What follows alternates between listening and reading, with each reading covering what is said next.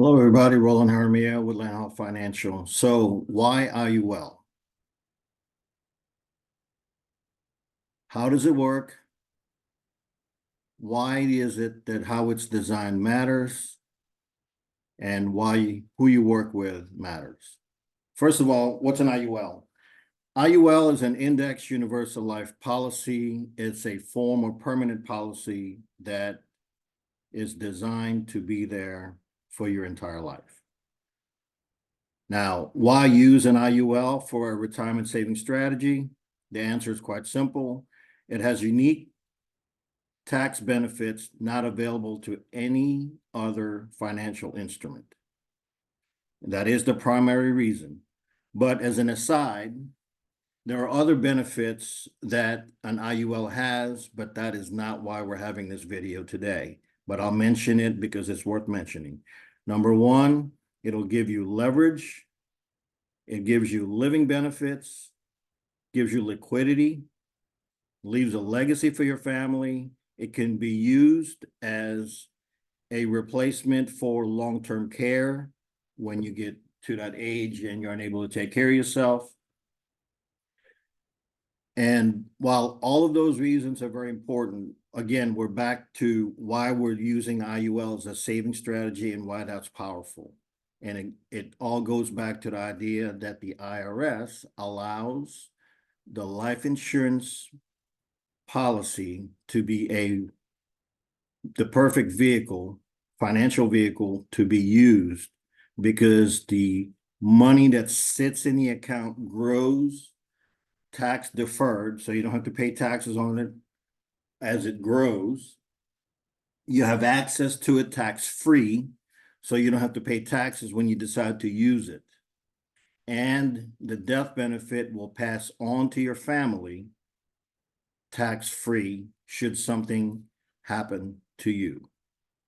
Okay, so now going back to how does it work and why the design matters. So the traditional way an index universal life policy is utilized or is purchased, and let's just use a $100 a month example to keep things simple.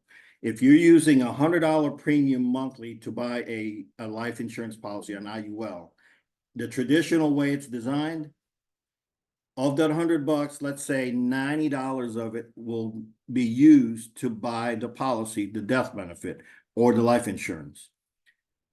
10% or $10 of it will go towards your retirement savings or a savings account, a cash accumulation account, whatever you may want to call it. That's the traditional design. The idea behind a max funded strategy or an ideal strategy for retirement savings is we're going to do it quite the opposite. Of that $100 premium, we're going to put $90 roughly towards the savings portion or the cash accumulation portion, where it will grow compounding interest over the years, tax deferred, have access to it tax free. So of that $100, $90 will go towards that bucket. And we'll spend 10 of those $100 towards the policy. And we're using 10 as just an example. Whatever the IRS allows to be the smallest amount you can buy for that $100 premium is what we're going to try to do. So we're going to buy the least amount of insurance for that $100 that the IRS will allow us. In this instance, let's say it's $10. You're obviously going to buy a lot less death benefit for $10 than you would if you spent the $90 of your 100 towards it, but that's the idea.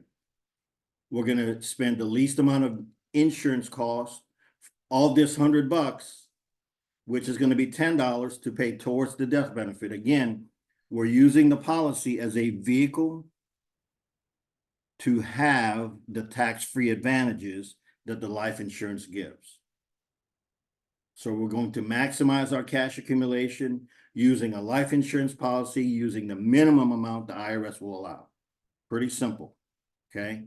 So let's just go over it real quick. And this is important. So pay close attention to what I'm about to tell you in the next statement, because it's worth repeating and you can rewind it. Let's just review. If 90 of the $100 that goes towards your premium goes towards cash, if 90 of that $100 goes towards cash, do you think that strategy might work over time? Extrapolate 10, 20, 30 years down the road. If you spend $100 and 90 of that 100 goes towards savings, do you think that might work? Okay. Next question is, if the money, that $90 that goes into, of that $100, if 90 of it goes towards savings,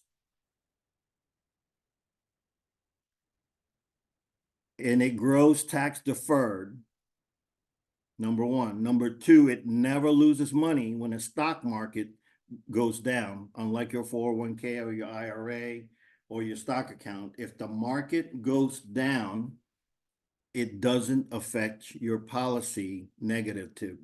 Good Lord, I can't talk. And in the years that the market is actually performing, you get credited a percentage interest into that account. Okay. So 1, 2, 3. Number one, it grows tax deferred. 2, it never loses money when the market's down. 3, you do get credited on the years that the market's up to compound interest over time. Do you think that might work? If you don't ever have to pay taxes on the money that you put into it, are you ahead of the game? If you never lose money in the market because it's not in the market, are you ahead of the game? Compound interest working in your favor over time, building up your savings. Do you think that might work? That's how the strategy works. It's not complicated, somewhat unique. You do have to find some practitioners or life insurance agents that are willing to do this. Why? Because we get paid less under this strategy than a traditional strategy. Because on a strategy where $90 of your 100 goes towards death benefit, that's how us agents get paid. If we reduce it to $10 goes towards death benefit, that's how we get paid. So if I'm preaching to you to reduce your cost of benefit, I get paid less. But that is the reason for this design. It doesn't matter how we get paid. It matters how you and your interest is earned over time based on what percentage of your premium goes towards death benefit and what percentage of it goes towards cash accumulation. All that to say this. Design it properly. You put most of your money towards cash accumulation and the least amount on a death benefit. This design works. Is one better than the other? I don't know. We have to see how your family is structured, what your needs are. But for this particular design, we want to minimize the death benefit and increase the cash accumulation. If you have a family with children, you may have to bump this up a little bit if you don't have insurance elsewhere. But again, that's a conversation for another day. Why you clicked on to this video or why you opted in to find out more about the IUL, that's the main purpose for this video. I just want to explain to you how we're going to design it. If this is some interest to you, somewhere on this page, you'll find a way to book a time. If not, just text me back and say, okay, let's schedule a time. Let's do a Zoom and I'll show you behind the scenes, the inner workings on how this thing works. And I'll show you how to design it line for line on the Illustrator, and you'll better understand why we're doing each item in there. You'll have a better understanding. You will understand more about IULs and strategies, more than probably 90% of the life insurance agents out there that probably have no clue how this is done. Now, if after all of this, you are not interested and you say, Roland, that is not for me, please do us a favor. Somewhere on here, when you got the text us back the word stop, STOP, and all future follow-up will end. we're not going to pester you for any more follow-up. That will give us more time to speak to the folks that are actually interested in the strategy, and we won't bug you anymore.